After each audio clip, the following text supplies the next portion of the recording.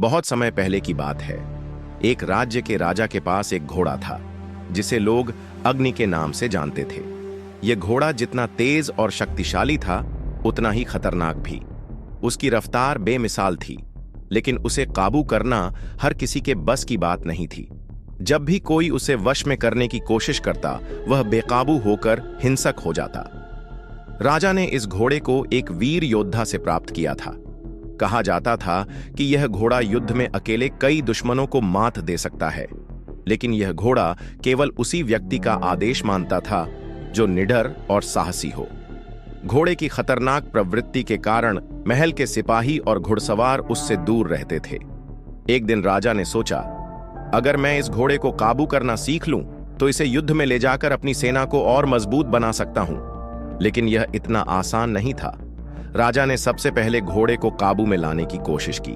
वह घोड़े के पास गया और उसे पुचकारने की कोशिश की, लेकिन घोड़ा अपनी जगह से टस से मस नहीं हुआ। जैसे ही राजा ने उसकी लगाम पकड़नी चाही, घोड़ा बेकाबू होकर उछलने लगा। उसने अपने पैरों से इतनी ताकत लगाई कि राजा को पीछे हटना पड़ा। राजा को यह समझ में आ गया कि घोड़े को जीतने के लिए ताकत के साथ धैर्य और चतुराई की भी जरूरत होगी। राजा ने अपने मंत्रियों और जानकारों से सलाह ली। एक बुजुर्ग मंत्री ने कहा, महाराज, यह घोड़ा केवल साहसी और निडर लोगों का आदर करता है। आप इसे अपने मित्र की तरह व्यवहार करें, न कि इसे हराने की कोशिश करें। राजा ने सलाह मान ली। उन्होंने घोड़े को अपने पास बुलाने के लिए उसकी पसंद का चारा दिया। धीरे धीरे घोड़ा राजा की उपस्थिति में शांत रहने लगा।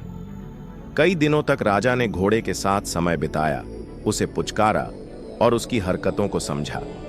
एक दिन राजा ने घोड़े की पीठ पर चढ़ने का फैसला किया।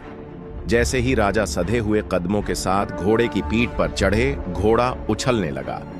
लेकिन इस बार राजा ने घोड़े की लगाम मजबूती से पकड़ रखी थी और उसका विश्वास जीतने के लिए शांत स्वर में बात करते रहे। कुछ देर बाद घोड़ा शांत हो गया। अब घोड़ा राजा का साथी बन चुका था। राजा ने उसका नाम अग्नि से बदलकर सखा रखा। वह अब केवल राजा की बात मानता था और युद्ध में उसकी सबसे बड़ी ताकत बन गया। जब भी राजा इस घोड़े पर बैठकर युद्ध के मैदान में जाते, दुश्मन डर के मारे पीछे हट जाते। इस घटना के बाद राजा ने अपनी प्रजा को यह सिखाया कि हर चुनौती को केवल बल से नहीं, बल्कि धैर्य और चतुराई से भी जीता जा सकता है।